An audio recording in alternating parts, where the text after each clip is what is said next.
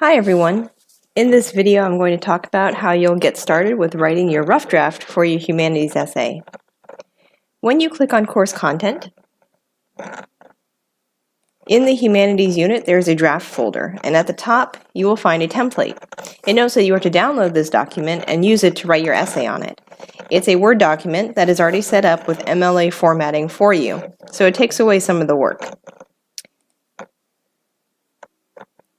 For MLA formatting, you have to have a double-spaced document with your name and general information at the top, also a header with your last name and a title. So these parts have already been filled in for you, so you should just remove these parts and fill it in with your information.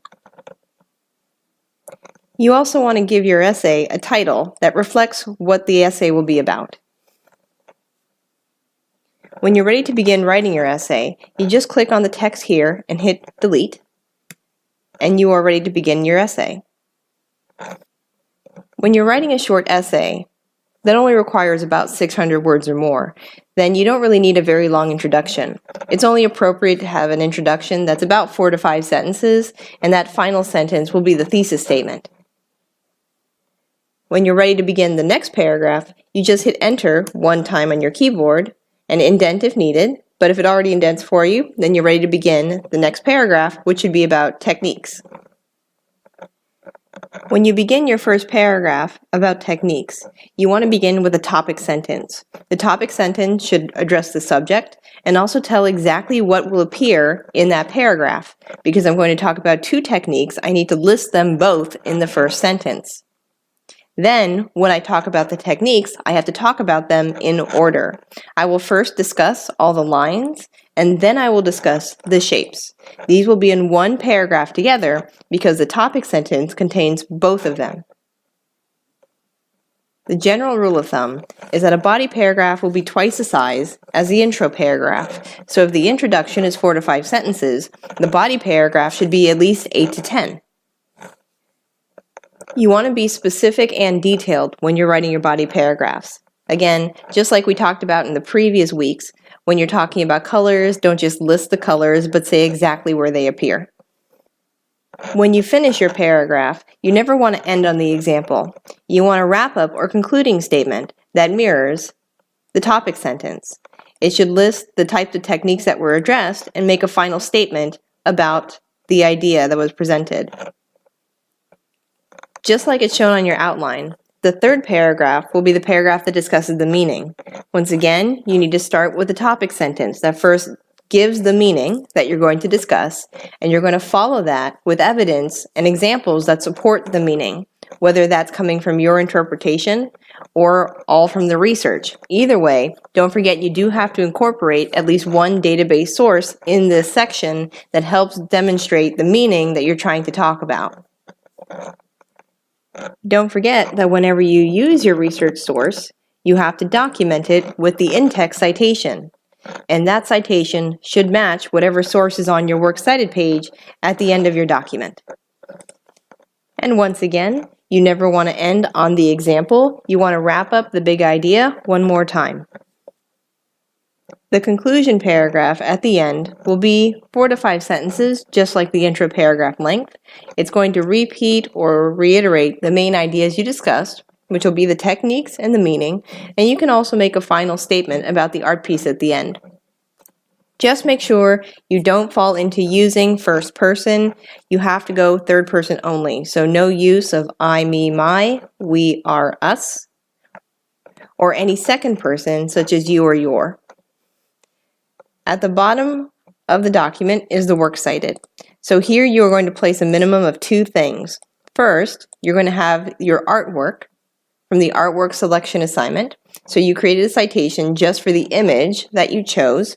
You'll put a copy of that here, and then you're also going to have the citation for your database source. If you use additional sources as well, if you use more than one database source, or if you contacted me about using an additional internet source, then you can add those as well. When you list them and you put them on this document, make sure you put them in alphabetical order based on the first word. It doesn't matter if that first word is an author's last name or a title. It has to go in alphabetical order, not the order it was used in the paper. Once you're done, you're going to save this document and upload it into the Rough Draft Dropbox. When you submit your essay to the Dropbox, it will run your essay through Turnitin.com to make sure there are no plagiarism issues. In order to get your Turnitin report, if you want to check your essay for any plagiarism problems there could be, then simply click on this link and follow the instructions to get access to that report. The other thing you have to do is below that Dropbox, there is a video tutorial here.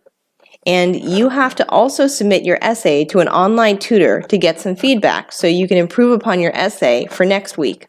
So once you've turned your essay in here, click on this video tutorial to learn how to turn your work into smartthinking.com. So once you've done this and you've submitted it here, you're going to submit it a second time to an online tutor. Now, it's noted that you need to then get the feedback from the tutor because they're going to give you some notes. You can download those notes as a Word document, and you need to submit your tutoring notes to this Dropbox for a grade. So you're going to get credit for having the tutor check your work.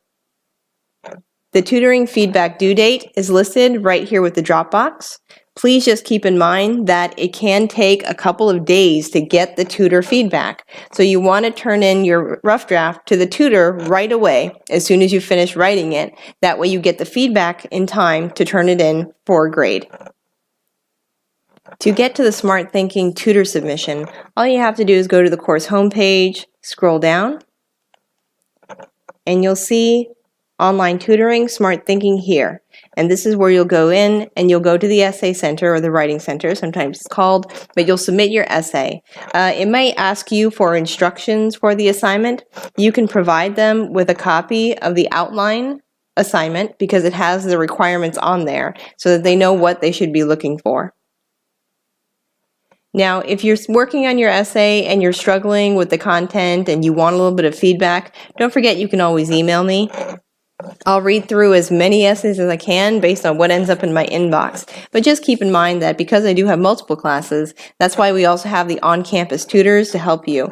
If you really need some help, it is a really good idea for you to go in and sit face-to-face with a tutor because they can definitely help assist you with getting through this process. So don't allow yourself to struggle and agonize over it at home. If you can get to one of our campuses, it would be the best way to do it.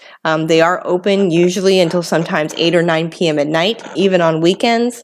And if you need to see the hours for that, I'm going to email you a link for the writing centers so you can see what campuses are open on what days and how late they are open. So once again, if you need some extra help, that is really the best way to do it. So once you've taken care of that and you've written up your rough draft, you have completed everything for this week. Please email me if you have any questions. Thank you.